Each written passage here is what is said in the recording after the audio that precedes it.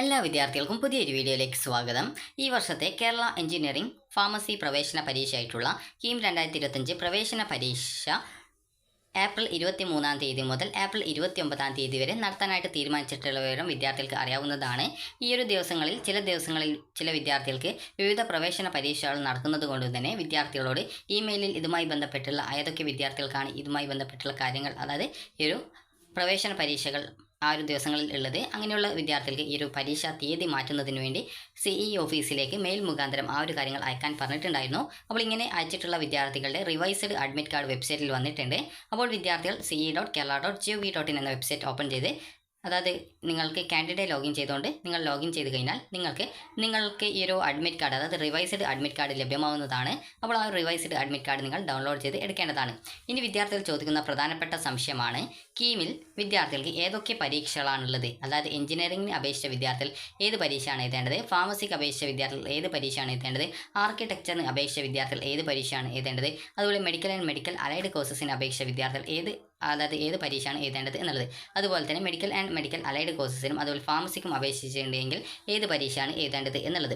അപ്പോൾ വിദ്യാർത്ഥികൾ ശ്രദ്ധിക്കേണ്ട പ്രധാനപ്പെട്ട കാര്യം എന്ന് പറയുന്നത്, വിദ്യാർത്ഥികൾക്ക് ഈ ഒരു കീം പരീക്ഷ നടത്തുന്നത് പ്രധാനമായിട്ടും എഞ്ചിനീയറിംഗ് ഫാർമസി കോഴ്സിലേക്കുള്ള പ്രവേശനം നടത്തുന്നതിന് വേണ്ടിയിട്ടുള്ള പരീക്ഷയാണ് ഈ ഒരു കീമിൻ്റെ പരീക്ഷയിൽ നടത്തുന്നത്. അപ്പോൾ ആ ഒരു കാര്യങ്ങൾ ഞാൻ വിശദമായിട്ട് നിങ്ങളോട് പറയാം. അപ്പോൾ ആദ്യത്തെ നമുക്ക് എഞ്ചിനീയറിംഗ് നോക്കാം. അപ്പോൾ എഞ്ചിനീയറിംഗ് നോക്കുന്ന സമയത്ത്, അതായത് ഈ ഒരു എഞ്ചിനീയറിംഗ് നോക്കാം, അതായത് ഈ ഒരു കീമിൻ്റേതിൽ എന്നുള്ളത് എഞ്ചിനീയറിംഗ് എന്നതാണ് ഉദ്ദേശിക്കുന്നത്.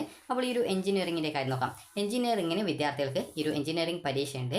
അതുപോലെ തന്നെ നിങ്ങൾക്ക് ഫാർമസിയുടേത് ആ ഒരു പേര് അതിൽ ഉൾപ്പെട്ടിട്ടില്ലെങ്കിലും ഈ ഒരു ഫാർമസി കൂടി കീമിൻ്റേതിൽ ഉൾപ്പെടുന്നുണ്ട്. അപ്പോൾ ഈ ഒരു ഫാർമസിയിൽ നിങ്ങൾക്ക്, അതായത് ഈ ഒരു ഫാർമസി കോഴ്സിന് നിങ്ങൾ ഓപ്ഷൻ നൽകിയിട്ടുണ്ടെങ്കിൽ, അതായത് നിങ്ങൾ ഈ ഒരു എഞ്ചിനീയറിംഗ്, അതായത് ഈ ഒരു കീമിൻ്റെ അപേക്ഷ സമർപ്പിക്കുന്ന സമയത്ത് നിങ്ങൾ അപേക്ഷ സമർപ്പിച്ചിട്ടുണ്ടാവുക അതായത് നിങ്ങൾക്ക് 4 ഓപ്ഷനുകളാണ് ഉണ്ടായിരുന്നത്.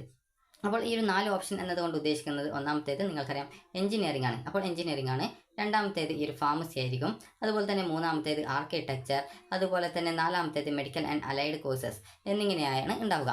അപ്പോൾ വിദ്യാർത്ഥികൾ ഇതിൽ നിങ്ങൾ എഞ്ചിനീയറിംഗും അതുപോലെ തന്നെ ഫാർമസിയും, അത് നിങ്ങൾ സെലക്ട് ചെയ്ത, അതായത് കോഴ്സ് ഒപ്റ്റ് ചെയ്തിട്ടുള്ള ആ ഒരു ലിസ്റ്റിൽ നിങ്ങൾ ഒന്നുകിൽ എഞ്ചിനീയറിംഗ് ഉണ്ടായിരിക്കണം, അല്ലെങ്കിൽ ഫാർമസി ഉണ്ടായിരിക്കണം, അല്ലെങ്കിൽ ഇവ രണ്ടും ഉൾപ്പെട്ടിട്ടുണ്ടായിരിക്കണം. ഇങ്ങനെ നിങ്ങൾ എഞ്ചിനീയറിംഗും ഫാർമസിയും ഉൾപ്പെട്ടിട്ടുണ്ടെങ്കിൽ നിങ്ങൾക്ക് ഈ ഒരു കീം പരീക്ഷ എഴുതാവുന്നതാണ്. അതുപോലെ തന്നെ ചില വിദ്യാർത്ഥികൾ ആർക്കിടെക്ചർ സെലക്ട് ചെയ്തിട്ടുണ്ടാകും, അതുപോലെ ചില വിദ്യാർത്ഥികൾ മെഡിക്കൽ ആൻഡ് മെഡിക്കൽ അലൈഡും സെലക്ട് ചെയ്തിട്ടുണ്ടാകും. അപ്പോൾ വിദ്യാർത്ഥികൾ ശ്രദ്ധിക്കേണ്ടത്, നിങ്ങൾ എഞ്ചിനീയറിംഗ് മാത്രമേ അപേക്ഷിച്ചിട്ടുള്ളൂ എങ്കിൽ നിങ്ങൾക്ക് എഞ്ചിനീയറിംഗ് പരീക്ഷയുണ്ട്. അതുപോലെ തന്നെ ഫാർമസിക്ക് മാത്രമേ അപേക്ഷിച്ചിട്ടുള്ളൂ എങ്കിൽ ഈ ഒരു കീം പരീക്ഷയിൽ ഫാർമസിക്ക് പരീക്ഷയുണ്ട്. അപ്പോൾ നിങ്ങൾ ശ്രദ്ധിക്കേണ്ട കാര്യം എന്ന് പറയുന്നത്, പ്രധാനമായിട്ടും നിങ്ങൾക്ക് എഞ്ചിനീയറിംഗ് പരീക്ഷയും അതുപോലെ തന്നെ ഫാർമസി പരീക്ഷയും 2 ദിവസങ്ങളായിട്ടാണ് ഉണ്ടാവുക.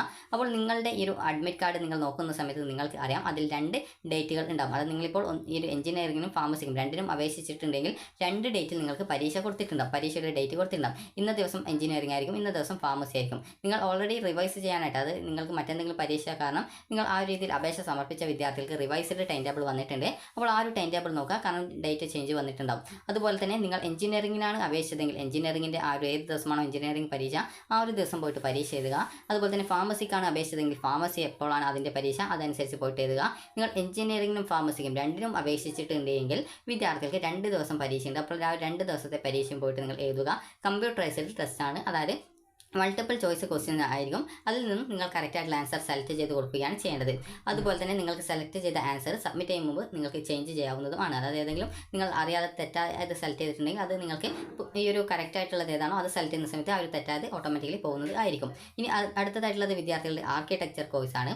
അപ്പോൾ വിദ്യാർത്ഥികൾ ഒന്നുകിൽ എഞ്ചിനീയറിംഗ് അല്ലെങ്കിൽ ഫാർമസിക്ക് അപേക്ഷിച്ചിട്ടുണ്ടെങ്കിൽ മാത്രമേ ഈ ഒരു കീം പരീക്ഷ നിങ്ങൾ എഴുതേണ്ടതായിട്ടുള്ളൂ. അതുപോലെ തന്നെ അപ്പോൾ ഇനിയുള്ളത് ഫാർമസി കോഴ്സാണ്. ഫാർമസിയുടേത് നിങ്ങളോട് പറഞ്ഞു, ഈ ഒരു കീമിൻ്റെ പരീക്ഷയിൽ ഫാർമസി പരീക്ഷയുണ്ട്. അപ്പോൾ നിങ്ങൾ ഫാർമസിക്ക് കൂടി അപേക്ഷിച്ചിട്ടുണ്ടെങ്കിൽ ഫാർമസിയുടെ സെപ്പറേറ്റ് പരീക്ഷയാണ്.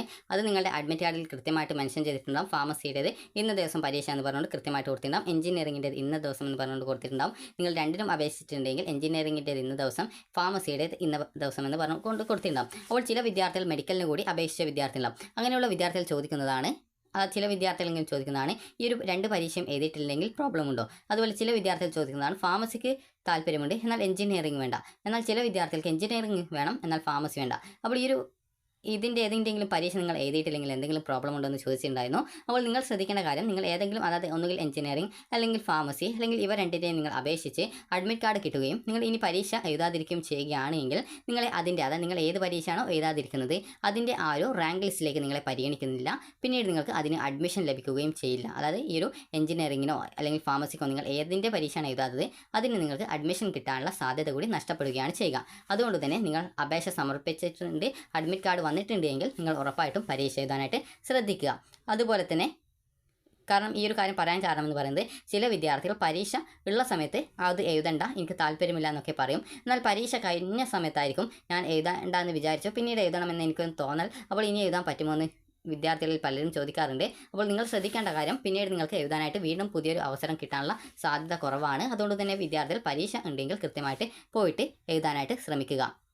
ഇനി വിദ്യാർത്ഥികൾ ചോദിച്ച അതായത് നമുക്ക് അടുത്ത കോഴ്സ് കൂടി നോക്കാം. അടുത്തത് എന്ന് പറയുന്നത് ആർക്കിടെക്ചറാണ്. അപ്പോൾ ആർക്കിടെക്ചർ കോഴ്സിൻ്റെ യോഗ്യത എന്ന് പറയുന്നത് അതായത് കീമിൽ ആർക്കിടെക്ചറിന് പരീക്ഷയില്ല. എന്നാൽ നിങ്ങൾ കീമിൽ അപേക്ഷ സമർപ്പിക്കുമ്പോൾ ആർക്കിടെക്ചർ സെലക്ട് ചെയ്തിട്ടുണ്ടെങ്കിൽ അത് നിങ്ങൾ സെലക്ട് ചെയ്യുന്നത് കേരളത്തിലെ അഡ്മിഷന് വേണ്ടിയിട്ടാണ്. അപ്പോൾ ആർക്കിടെക്ചർ കോഴ്സിന് നിങ്ങൾ അപേക്ഷിച്ചിട്ടുണ്ടെങ്കിൽ നിങ്ങൾ എഴുതേണ്ട ഒരു പരീക്ഷയാണ് നാറ്റ എന്ന് പറയുന്നത്, അതായത് national aptitude test in architecture എന്നുള്ളതാണ് ഇതിൻ്റെ പൂർണ്ണരൂപം. അപ്പോൾ നിങ്ങൾക്ക് ആഴ്ചയിൽ 2 ദിവസം, അതായത് വെള്ളിയാഴ്ച ഉച്ചയ്ക്ക് ശേഷം അതുപോലെ തന്നെ ശനിയാഴ്ച രാവിലെയും ഉച്ചയ്ക്ക് ശേഷവും എന്നിങ്ങനെ ടോട്ടൽ 3 സെഷനുകളിലായിട്ടാണ് ഈ ഒരു ആർക്കിടെക്ചറിൻ്റെ നാറ്റ പരീക്ഷ നടത്തുന്നത്. അത് എല്ലാ ആഴ്ചയിലും ഉണ്ട്. ജൂൺ 28-ാം തീയതി വരെ ഈ ഒരു രീതിയിൽ എല്ലാ ആഴ്ചയിലും 3 സെഷനിലായിട്ട് പരീക്ഷ ഉണ്ടാകും. അപ്പോൾ നിങ്ങൾ ഏത് സെഷനിൽ വേണമെങ്കിലും, അതായത് ഒരു വിദ്യാർത്ഥിക്ക് ആകെ ഒരു വർഷം 3 സെഷൻ മാത്രമേ അറ്റൻഡ് ചെയ്യാൻ പറ്റുള്ളൂ.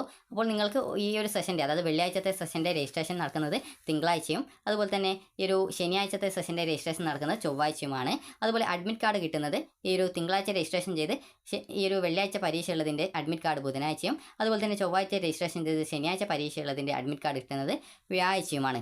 അപ്പോൾ നിങ്ങൾ കൃത്യമായിട്ട് നാറ്റ പരീക്ഷ നിങ്ങൾ ഇതുവരെ എഴുതാതെ അതായത് അപേക്ഷിക്കാത്ത വിദ്യാർത്ഥികളാണ് കീമിൽ ഈ ഒരു ആർക്കിടെക്ചർ നിങ്ങൾ ഓപ്ഷൻ നൽകിയിട്ടുണ്ടെങ്കിൽ നിങ്ങൾ നാറ്റ പരീക്ഷ എഴുതി ജയിക്കുക.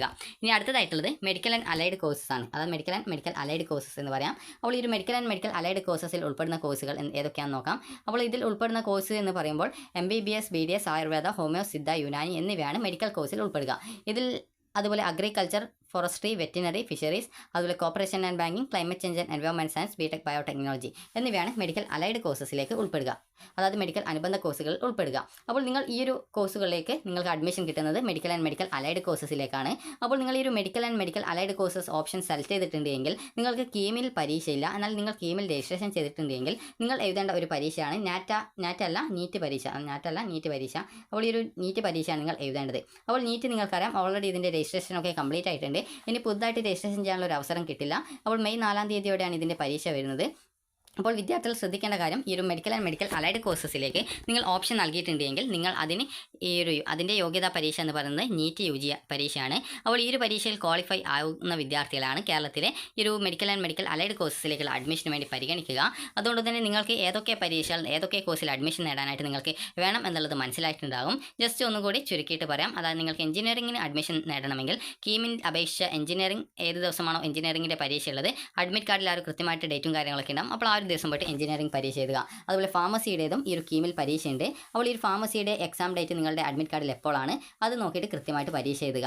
2 എഞ്ചിനീയറിംഗും അതുപോലെ ഫാർമസിക്കും അപേക്ഷിച്ച വിദ്യാർത്ഥികൾക്ക് 2 ദിവസങ്ങളിലായിട്ട് പരീക്ഷ ഉണ്ടാവും. അപ്പോൾ ഈ ഒരു പരീക്ഷ കമ്പ്യൂട്ടറൈസ്ഡ് പരീക്ഷയാണ്. അപ്പോൾ 2 ദിവസം പരീക്ഷയുള്ള വിദ്യാർത്ഥികൾ 2 ദിവസം പോയിട്ട് പരീക്ഷ എഴുതാനായിട്ട് ശ്രദ്ധിക്കുക. ഈ ഒരു പരീക്ഷയിൽ നിങ്ങൾ എഴുതിയിട്ടില്ലെങ്കിൽ നിങ്ങൾ ഏത് പരീക്ഷയാണ് നിങ്ങൾ എഴുതാത്തത് അതിൻ്റെ റാങ്ക് ലിസ്റ്റിൽ പരിഗണിക്കില്ല. അതുപോലെ ആർക്കിടെക്ചർ ആണെങ്കിൽ നിങ്ങൾ ഈ ഒരു നാറ്റ പരീക്ഷയുടെ രജിസ്ട്രേഷൻ എല്ലാ ആഴ്ചയിലുമുണ്ട്. അപ്പോൾ ജൂൺ 28 വരെ നിങ്ങൾക്ക് ആഴ്ചയിൽ 2 ദിവസം, അതായത് വെള്ളിയാഴ്ച സെഷനും അതുപോലെ ശനിയാഴ്ച സെഷനുമായിട്ട് ആകെ 3 സെഷനായിട്ടാണ് പരീക്ഷ നടത്തുന്നത്. ഒരു വിദ്യാർത്ഥിക്ക് ഒരു വർഷത്തിൽ, അതായത് ഇപ്പോൾ നടക്കുന്ന പരീക്ഷയിൽ ആകെ നിങ്ങൾക്ക് 3 സെഷനാണ് എഴുതാനായിട്ട് സാധിക്കുക. അതിൽ മെച്ചപ്പെട്ട സ്കോറാണ് നിങ്ങളുടേതായിട്ട് പരിഗണിക്കുക.